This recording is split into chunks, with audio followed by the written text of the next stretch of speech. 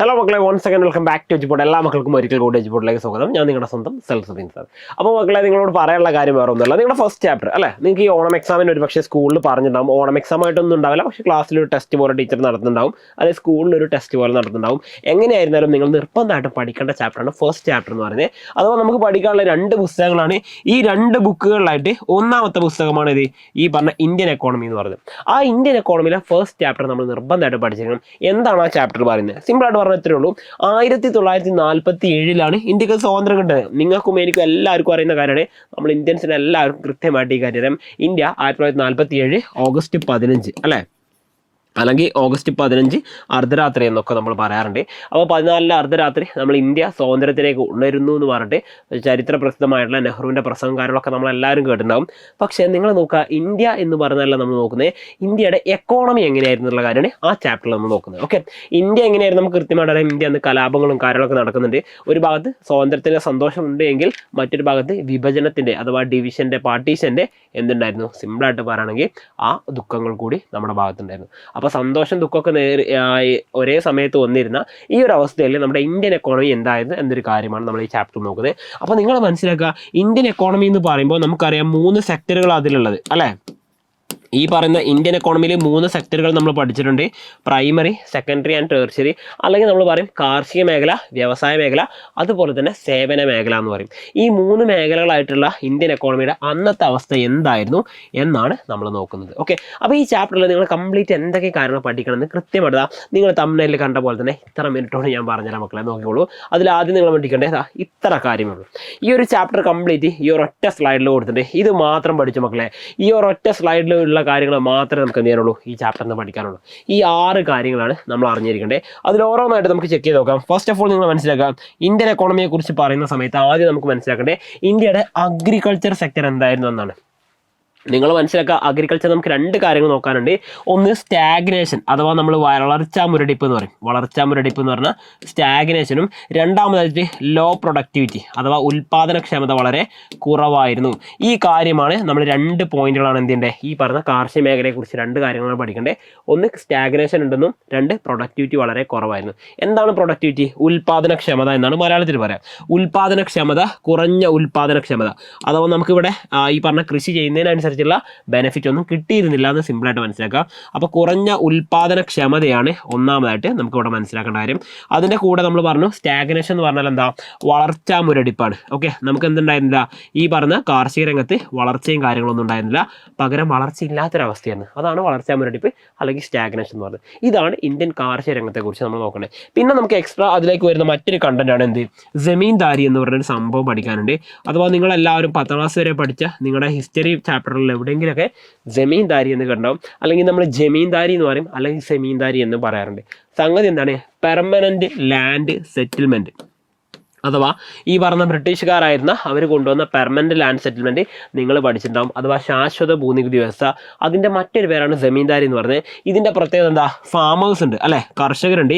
ഈ കർഷകരുടെ കയ്യിൽ നിന്നും ബ്രിട്ടീഷുകാർക്ക് ടാക്സ് കർഷകർ നേരിട്ടാണ് കൊടുക്കുന്നത്. അല്ല, അവർക്കിടയിൽ ഒരാൾ വരും, അയാളാണ് എന്ത്, ഈ പറഞ്ഞ ജമീന്ദാർ എന്ന് പറഞ്ഞത്. കർഷകരുടെ ജമീന്ദാർക്കാണ് ടാക്സ് കൊടുക്കുക.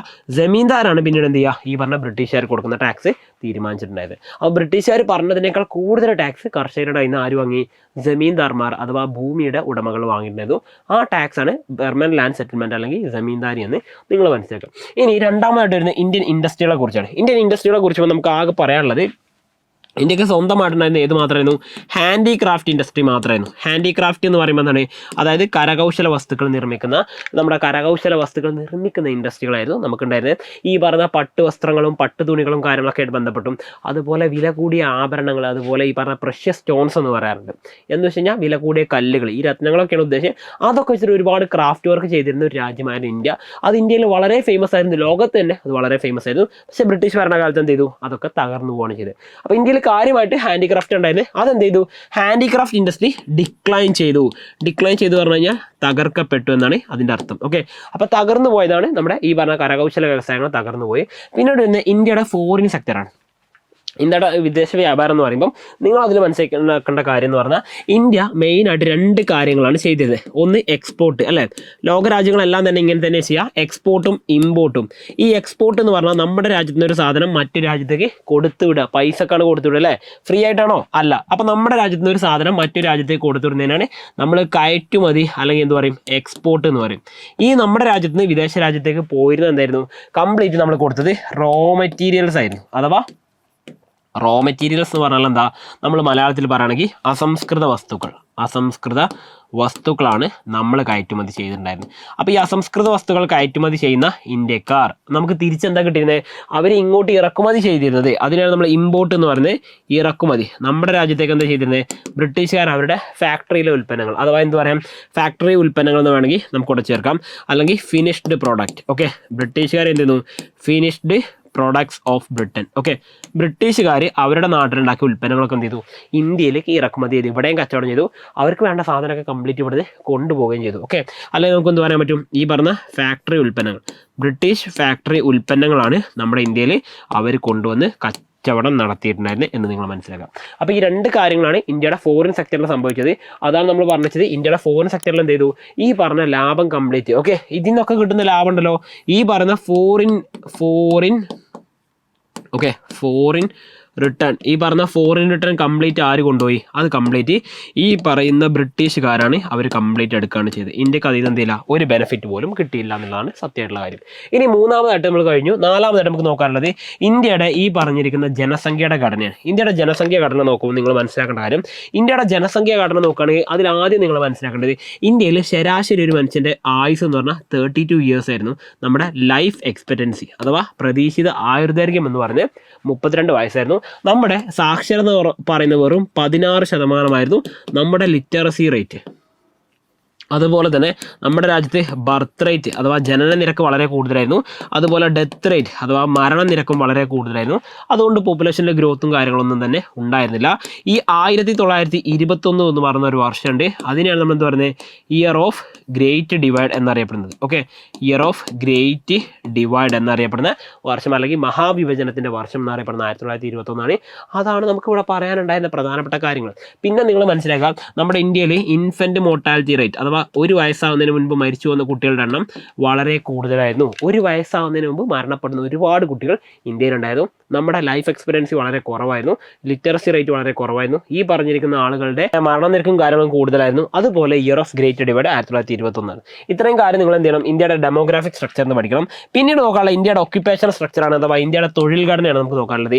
ഇന്ത്യയുടെ തൊഴിൽ ഘടന എന്ന് പറയുന്ന ഭാഗത്ത് നമ്മൾ ചെക്ക് ചെയ്യുന്ന സമയത്ത് നിങ്ങൾ മനസ്സിലാക്കേണ്ടത്, ഇന്ത്യയിൽ മോസ്റ്റ് ഓഫ് ദ പീപ്പിൾ അല്ലെങ്കിൽ മെജോറിറ്റി ആൾക്കാരുടെയും അന്നും ഇന്നും ഇനി എന്നും എന്ന് പറയുന്ന രീതിയിൽ കൂടുതൽ ആൾക്കാർ അന്നും അഥവാ ബ്രിട്ടീഷുകാരുടെ മുൻപും അതുപോലെ ഇന്നും കൂടുതൽ ആൾക്കാരും കൃഷി ചെയ്യുന്നതാണ് ഈ പറയുന്ന അഗ്രികൾച്ചർ ആൻഡ് റിലേറ്റഡ് ആക്ടിവിറ്റിയാണ്. അഗ്രികൾച്ചറൽ ആക്ടിവിറ്റി, ഓക്കെ, അഥവാ കൃഷിയുമായി ബന്ധപ്പെട്ട മേഖലയിലാണ് ഇന്ന് ഈ പറയുന്ന ഇന്ത്യയിലെ മിക്കവാറും ആൾക്കാർ ഇന്നും ജോലി ചെയ്യുന്നത്. ഇന്നിപ്പോൾ നിലവിൽ അന്നത്തെ കാലത്ത് നമ്മൾ നോക്കുകയാണെങ്കിൽ നമ്മുടെ റേഞ്ച് പറയാറുണ്ട് 70 to 75% ആൾക്കാർ എന്നാണ് പറയാറുള്ളത്.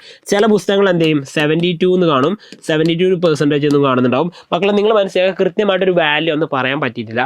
70 to 75 എന്നതാണ് കൂടുതൽ നിങ്ങൾക്ക് സേഫ് ആയിട്ടുള്ള ആൻസർ എന്ന് പറയുന്നത്. അപ്പോൾ നിങ്ങൾ അത് പഠിച്ചു വെച്ചോ. കാരണം എന്ന് പറയുന്നത് ടെക്സ്റ്റ് ബുക്കുകൾ പലതും പല രീതിയിലുള്ള ഗൈഡ് ബുക്കുകളാണ്. അപ്പോൾ 72% ആണ് നമുക്ക് ഉറപ്പിച്ച് പറയാൻ പറ്റില്ല. പക്ഷേ 70 മുതൽ 75 വരെയുള്ള ഒരു പെർസെൻറ്റേജ് ആൾക്കാരും അഗ്രികൾച്ചർ സെക്ടറിലാണ് ജോലി ചെയ്തിട്ടുണ്ടായിരുന്നത്. നിങ്ങൾ മനസ്സിലാക്കുക, കൂടുതൽ ആൾക്കാർ ജോലി ചെയ്തിരുന്നത് ഈ പറഞ്ഞ അഗ്രികൾച്ചർ സെക്ടറാണെന്ന് മനസ്സിലാക്കുക. അത് നിങ്ങളോട് പരീക്ഷ ചോദിക്കും. മേജർ ലൈവ്ലിഹുഡ് എന്ന് പറയുന്നത്, ഓക്കെ, അഥവാ നമ്മുടെ ജീവിത മാർഗം എന്ന് പറയുന്നത് തന്നെ എന്തായിരുന്നു? ജീവിത മാർഗം എന്ന് പറയുന്നത് തന്നെ കൃഷിയായിരുന്നു എന്ന് നിങ്ങൾ മനസ്സിലാക്കുക. ഓക്കെ, അപ്പോൾ ജീവിതമാർഗം പ്രധാനമായും കൃഷിയായിരുന്നു ആളുകൾക്ക് ഉണ്ടായിരുന്നത് മനസ്സിലാക്കുക. ഇതാണ് ഇന്ത്യയുടെ തൊഴിൽ ഘടന നോക്കണ്ടേ. ഇനി ലാസ്റ്റ് ആൻഡ് ഫൈനലായിട്ട് ബ്രിട്ടീഷുകാരെ കൊണ്ട് നമുക്ക് പോസിറ്റീവായിട്ടൊരു ഗുണം ഉണ്ടായിട്ടുള്ള കാര്യം എന്ന് പറയുന്നത് മാത്രമാണ് അടിസ്ഥാന സൗകര്യങ്ങൾ അല്ലെങ്കിൽ ഇൻഫ്രാസ്ട്രക്ചർ എന്ന് പറയുന്നത്. ഓക്കെ, അപ്പോൾ എങ്ങനെയാണ് ഇൻഫ്രാസ്ട്രക്ചറിൽ ഗുണം ഉണ്ടായത് പറഞ്ഞുതരാം. അതായത് ബ്രിട്ടീഷുകാർ ഇവിടെ വന്നത് കംപ്ലീറ്റ് എന്താണ്, അവർക്ക് ഇവിടെ ഇന്ത്യ എന്ന് പറയുന്ന ആ സ്വത്തുക്കൾ മാത്രമുള്ള, അഥവാ ഇന്ത്യ എന്ന് പറയുന്ന അൺലിമിറ്റഡ് ആയിട്ടുള്ള സമ്പത്തുള്ള ഇന്ത്യ രാജ്യത്തെ കംപ്ലീറ്റ് കൊള്ളയടിക്കാനാണ്. അതിന് വേണ്ടിയിട്ടാണ് എന്ത് ചെയ്തത്, അവർ ഇവിടെ റെയിൽവേ കൊണ്ടുവന്ന്. ഈ ഇന്ത്യയിൽ റെയിൽവേ കൊണ്ടുവന്ന വർഷം നിങ്ങൾ ഒരു പക്ഷേ 2 രീതിയിലേക്ക് കേട്ടിട്ടുണ്ടാവുക. ഇന്ത്യൻ റെയിൽവേ എന്ന് പറഞ്ഞിട്ട് നിങ്ങൾ കേൾക്കുന്ന വർഷം 1850 എന്നുണ്ടാവും, 1853 എന്നുണ്ടാവും. ഇതിൻ്റെ ഫാക്ട് കൂടി ഞാൻ പറഞ്ഞു തന്ന ഒരു വീഡിയോ നിങ്ങൾ ഒരു പക്ഷേ യൂട്യൂബിലോ ഇൻസ്റ്റാഗ്രാമിലോ കണ്ടിട്ടുണ്ടാവും. സംഗതി ഇത്രയുള്ളൂ, 1850 ഇന്ത്യയിൽ റെയിൽവേയുടെ പണി തുടങ്ങി.